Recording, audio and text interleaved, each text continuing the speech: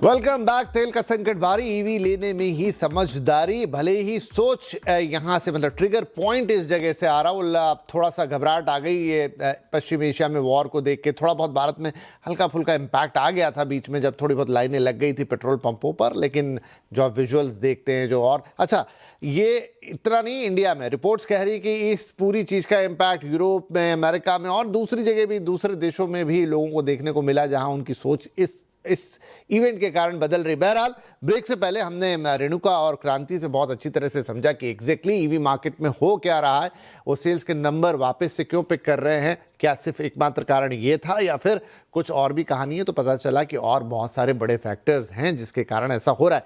Now अब हम focus करेंगे टू व्हीलर पर। तो क्रांति, पहला सवाल तो वही, देखिए आज भी ना मुझे भी लेना होगा तो मेरे मन में यही सवाल आएगा कि मैं वो टिपिकल अपनी पेट्रोल वाली टू व्हीलर खरीद लूं, क्योंकि टू व्हीलर में देख रहा हूं दामों में बहुत डिफरेंस नहीं है।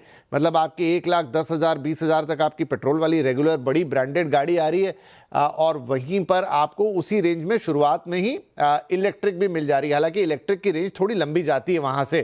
तो क्या बेनिफिशियल है आज की तारीख पे जब हम टू व्हीलर की बात करते हैं? विपिन, यहाँ पे टू व्हीलर में जैसा रेणुका भी कह रही थी कि जिस तरीके से हमने वहाँ इलेक्ट्रिक या इलेक्ट्रिफिकेशन देखा है, उसमें सबसे बड़ी वजह है कि यूजेबिलिटी उसकी काफी ज्यादा है। हम उसको छोटे डिस्टेंस के लिए इस्तेमाल करते हैं। इस वजह से वो एक वैल्यू प्रोडक्ट के तौर पर आप देखें तो वहाँ, जैसे हम बाकी पेट्रोल या बाइक्स की तरह अगर देखें, वहाँ वो इंथुजियास्ट या जो तेज भगाने वाले जो राइडर्स हैं, उनसे ज्यादा वैल्यू सेंट्रिक उनको प्रोडक्ट चाहिए। और वहाँ जो लिस्ट अभी हम देख रहे हैं, जो आपने भी बताया शुरुआत में, जिस तरीके से जो ब्रांड्स टॉप 3 टॉप 4 में चल रहे हैं, उनके प्रोडक्ट्स ही मेरे ख्याल से जो है ज्यादातर ग्राहक या राइडर चुनेंगे। वाई?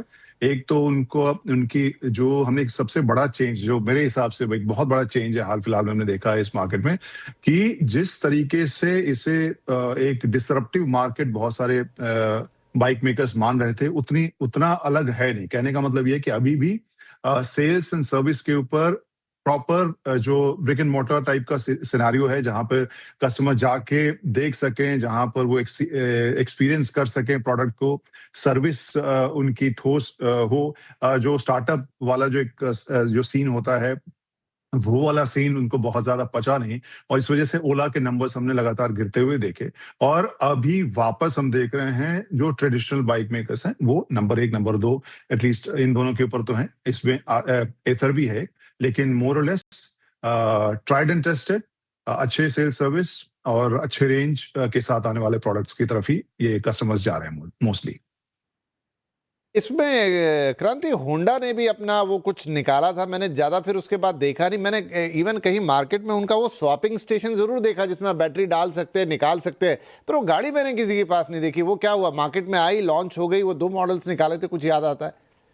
ये एक्टिवा का हम भी इंतजार कर रहे हैं, क्योंकि होंडा और सुजुकी दोनों की तरफ से इस तरह की कोशिश, इवन यामाहा जैसे मैंने बताया, तो जो तीनों बड़े जापानीज ब्रांड्स हैं, तीनों अपने अपने इलेक्ट्रिक प्रोडक्ट्स के साथ हिंदुस्तान में एंट्री मार चुके हैं।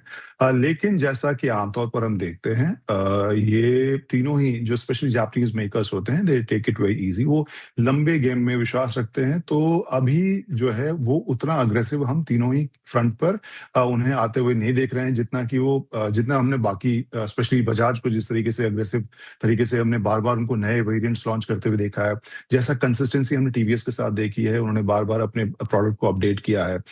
जिस तरह से एथर को देखा है कि एथर एक तरफ से वो 440X टाइप के थोड़े से परफॉर्मेंस ओरिएंटेड या इंथुजियास्ट सेंट्रिक प्रोडक्ट लाते हैं, फिर वो फैमिली सेंट्रिक रिश्ता भी लेके आते हैं।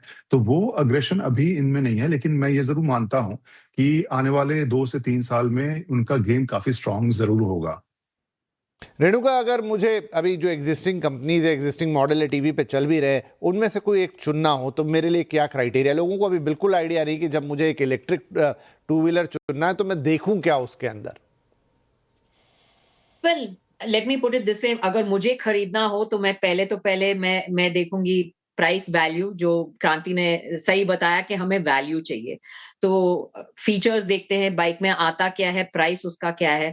ज्यादातर लोग इंडिया में ईएमआई पे भी लेते हैं व्हीकल्स, तो आई थिंक जब उसका कॉस्ट ईएमआई हम देखते हैं कि ओके मेरा फ्यूल का कॉस्ट इतना कम हो रहा है बिकॉज मैं अभी ईवी चार्जिंग करूंगा, और फिर उसकी ईएमआई शायद थोड़ी ज्यादा बढ़ेगी बिकॉज ईवी की कॉस्ट ज्यादा है, बट वो जब एवरेज हो जाए और हमारा मंथली कॉस्ट आई थिंक ज्यादा ना बढ़े, आई थिंक वो देखनी चाहिए, रेंज देखनी चाहिए, end of course I think service infrastructure, जो कॉन्फिडेंस बिल्डिंग हमें चाहिए।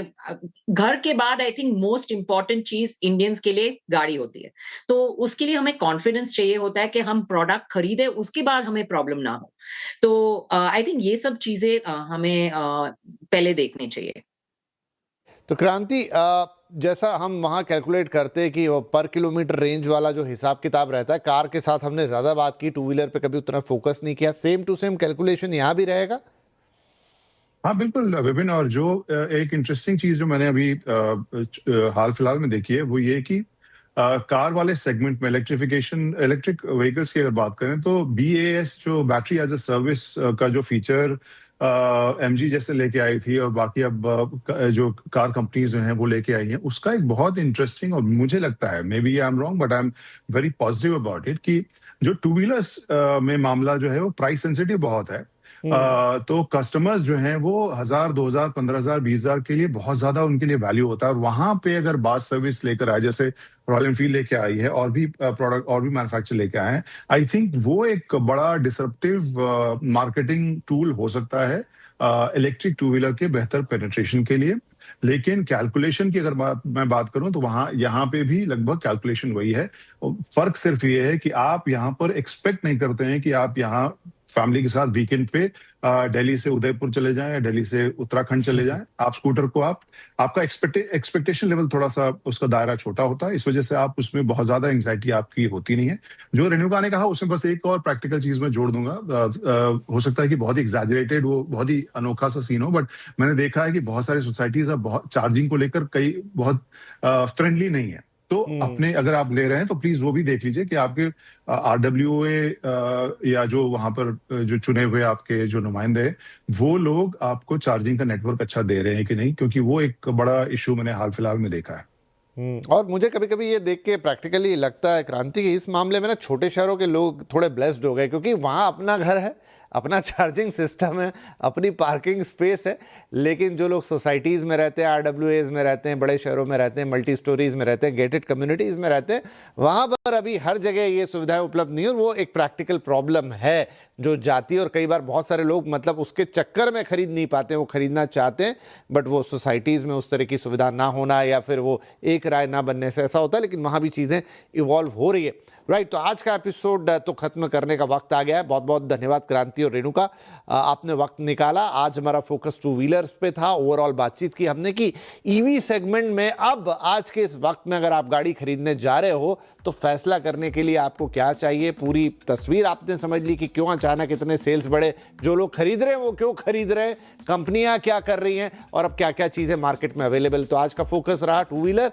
कल एक बार फिर मुलाकात करेंगे और फोकस होगा ईवी कार पर, फोर व्हीलर्स पर। वहाँ क्या बदला है, वो नई स्कीम्स की बात कर रहे थे क्रांति, जिससे अफोर्डेबल बन जाती है ईवी, जिसमें बैटरी की कीमत अलग हो गई है और बाकी कार की कीमत अलग। तो अफोर्डेबिलिटी बढ़ गई है, लेकिन क्या ये भी खरीदने के लिए काफ़ी है या कुछ और इंतज़ार करना पड़ेगा? तो इसके लिए कल तक का इंतज़ार आप कीजिए। फिर मुलाकात होगी कल शाम 5:57 पर। तब तक के लिए नमस्कार।